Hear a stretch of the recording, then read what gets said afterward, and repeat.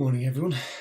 Welcome to episode 22 of our free coffee morning, that takes place on Facebook. We also put it up on YouTube and on the Lemur app, as well as our own podcast app as well.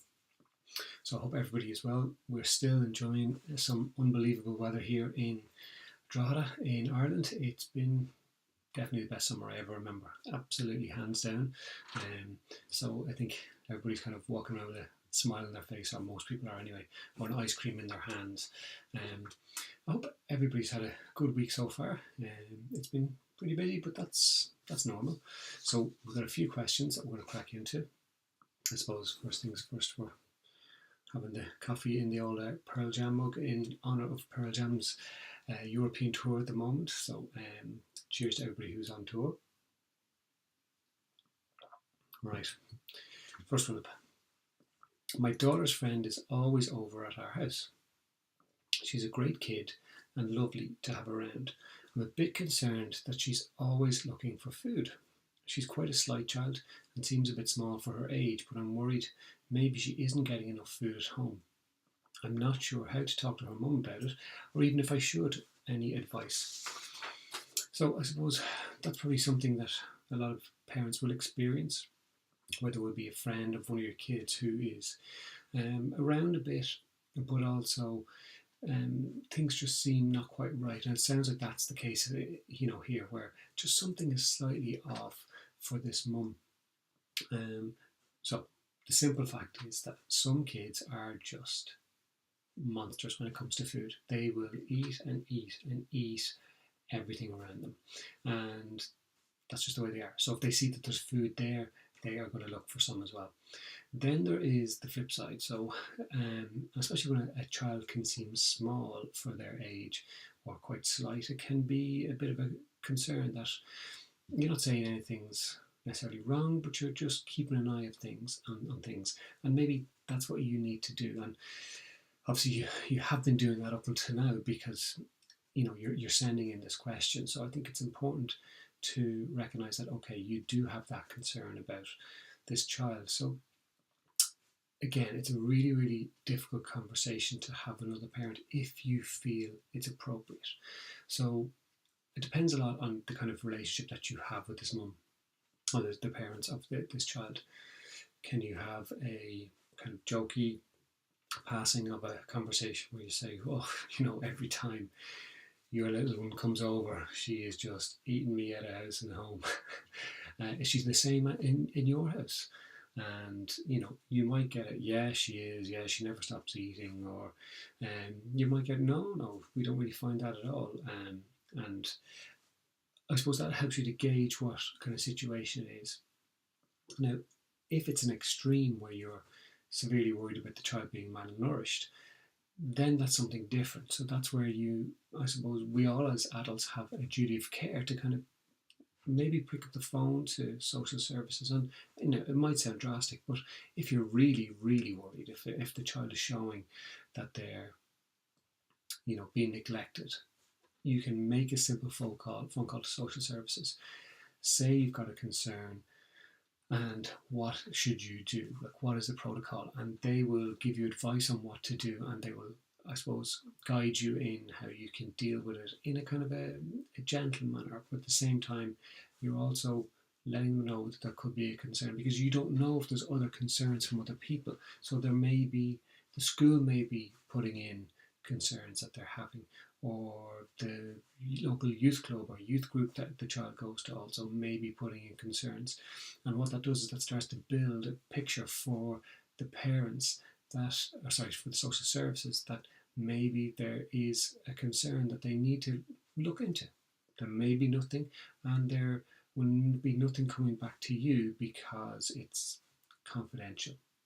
So if you are really concerned, do contact the social services just for advice. The other side of it is, if you're not that concerned, if you don't think that the child's being neglected, maybe it's okay that they just keep coming and eating you at a house and home. That might be all right too. So you have to decide, but do keep an eye on it. If you can have that slight kind of conversation with the other parent around, oh, such and such is coming over and eating so much. Have the conversation. Try and gauge what their response is. But if you can't, or if you're really worried, do contact social services. Good morning, Jennifer. Good to see you. I hope you're having a good day.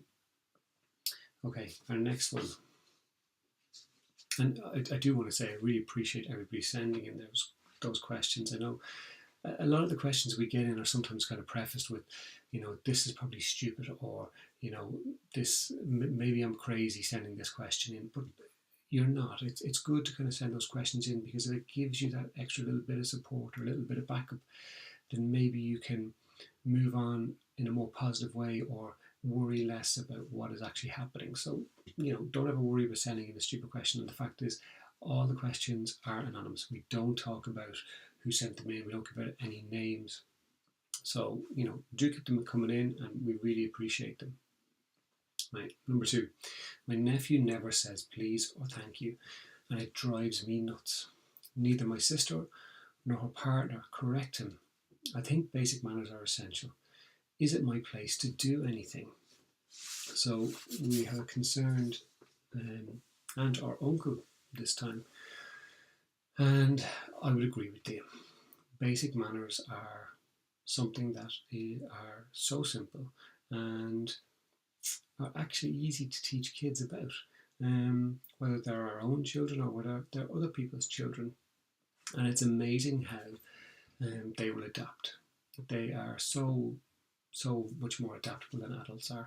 So I suppose, in my experience of working with older teenagers, even with them, it's easy to get them to come on board with the basic manners. So in a youth project any of the youth projects I've worked in, it's been very much around, you only get something if you say please. I don't care if you're 12, 15, 17, 20.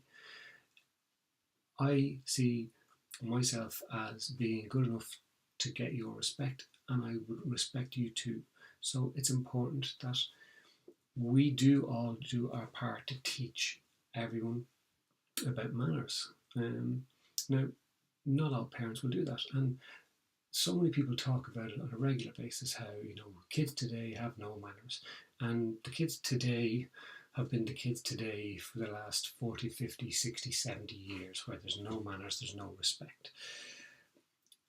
And the question is always, well, who are the ones that are meant to teach them about respect? It's not up to the kids to just figure it out for themselves. In most cases, it's up to us as adults to show them that this is how we actually show respect. So what I would say to you is that it's clear that for whatever reason, your sister and her partner are not pulling up the children.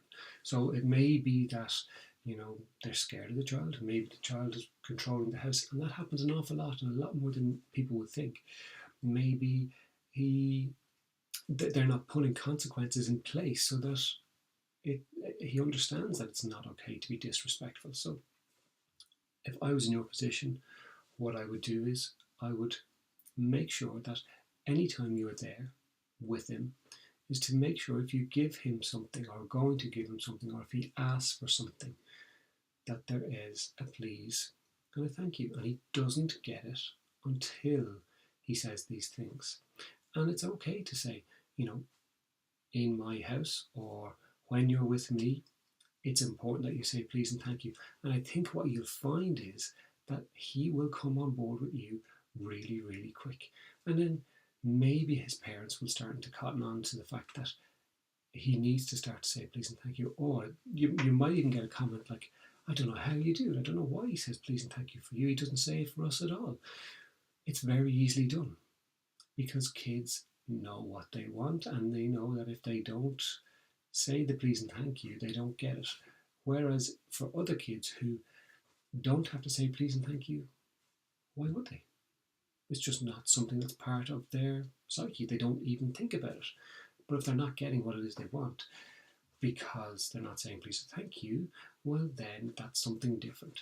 So as his aunt, you can have a positive influence on him. And even if it's only with you that he is saying please and thank you, or having basic manners, well, at least he's learning it from somewhere. And maybe that will click into gear for him with him as he gets older, because maybe he will go to youth projects, to school, to whatever, where he will start to learn that I do need to say please and thank you and have basic manners and show respect to people, because if I don't get that respect, or I don't get back what it is I want them. Jennifer, you're saying teach them by doing. As simple as that, absolutely. So we can teach our kids learn more from what they see than what we tell them. We'll say this all the time. So model that, but at the same time, make sure that you put the consequences in place, or that you make him aware through your actions that it is not okay to not show those basic manners. Okay.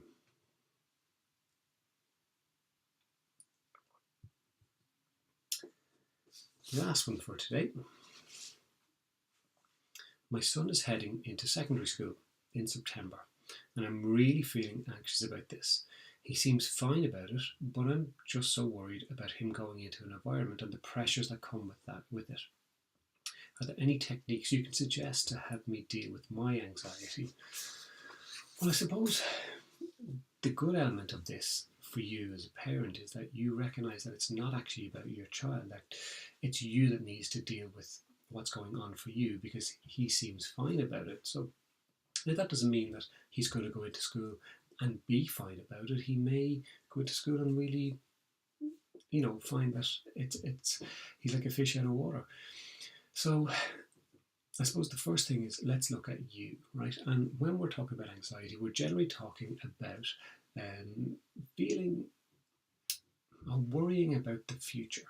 We're not thinking about the present day. We're not thinking about what's happening right now. We're thinking about what might happen.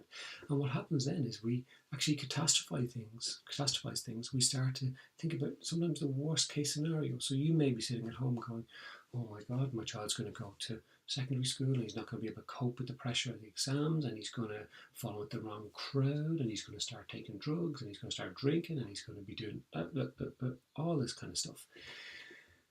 And that just probably isn't going to happen. The reality is we never think about the best case scenario where you're going, well, my child's going to go into secondary school. He's going to love it. He's going to make loads of friends. He's going to have a great time. He's going to do well for himself, and he's going to enjoy the experience completely. The reality is it's probably going to be somewhere in the middle, where he's going to have ups and downs, and some years are going to be more difficult than others, and maybe some months are going to be more difficult than others, and that's okay. For you, it's about getting yourself okay with the fact that you've done your best for him right now.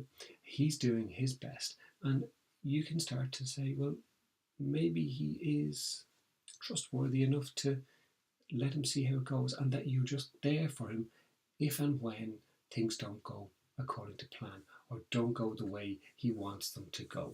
So if he's having a difficulty, if he's having an issue, you'll support him through that, where you'll empower him to come up with the best possible idea for himself of how to choose a solution that can work for him, and put it into practice. And if it doesn't work, that's okay, you can try something more. The big thing is that we start to support them to understand that it's okay to make mistakes. It's okay to try something different, because that's just life. We all make mistakes. We all continue to make mistakes day in, day out. For yourself, what I'd say is maybe look at practicing some mindfulness. Maybe contact a local mindfulness group, or maybe just go online and find some mindfulness techniques to help you stay in the moment, because what's happening is your brain is running away with itself, and you're moving 200 steps down the road, when in actual fact what you need to do is just pare that back and go, everything is okay right now, and I'm putting the building blocks in place so that if things come up, I know that we can communicate and we can come up with possible solutions that might actually work for him. And then what you can do is you can start to look at yourself and how it is that you deal with things. So does journaling work for you, where you write things down before you go to bed at night, or you write your concerns down? And then look at practical ways of dealing with those. So again, you're taking control of your mind and what's going on for you. And also with the emotion of it, it's okay to kind of name it with them, in terms of saying, I'm really excited and I'm really nervous for you going. You're grown up, and he'd probably look at you as if you've got two heads and say, "Oh, mom, stop embarrassing me." But it's okay to name your emotions about it. If he isn't in a position to be able to deal with that, maybe speak to friends about how you're feeling, not with an expectation that they're going to come up with solutions, but also if the anxiety is really, really bad, do go and speak to a professional. Now you'll know whether or not it's at a point where it's overpowering you and you're not able to cope with it. If that is the case, do go and speak to a professional, or find someone that you can go and speak to about it, maybe your doctor or whatever, where you can have the conversation around, I'm really actually struggling with this, and it's not just what's actually going on with my son going to secondary school, and maybe that there's other stuff that's going on for you, other pressures that you're feeling. So don't be afraid to go and get professional help if you need it. But there are plenty of mindfulness techniques out there that you can use. The Headspace app, check it out on your smartphone, is really, really good at giving you simple guided meditations to kind of keep yourself grounded and calm. I've used it myself and it was really, really good. So the important thing is you've recognized that it's not an issue for your son. It's your issue, and you're looking at ways to deal with it, which is fantastic, because sometimes what you can do is project onto your child and say, he's worried, he's concerned, but he's not. It's more your thing. So go and deal with it. If you are really, really struggling, drop me an email, or send me a message on Facebook or Twitter or whatever, and we'll deal with things there, and I'll try and support you around that. But in general, you've done well enough to get your child to here. It's just the next stage, and there will be ups and downs, and that's okay, because you can't predict what's going to happen. It's not going to, or it's highly unlikely it's going to be the worst case scenario. It's highly unlikely it's going to be the best case scenario. It's probably going to be somewhere in the middle. And that's us. All right, guys. It's a shortish one today, and that's all right. We've got one more next week, and then it's going to be a bit of a break from the Facebook Lives. We all need a break, and that's just part of life. I hope you all have a lovely week, and I will see you next week. Take care. Bye-bye.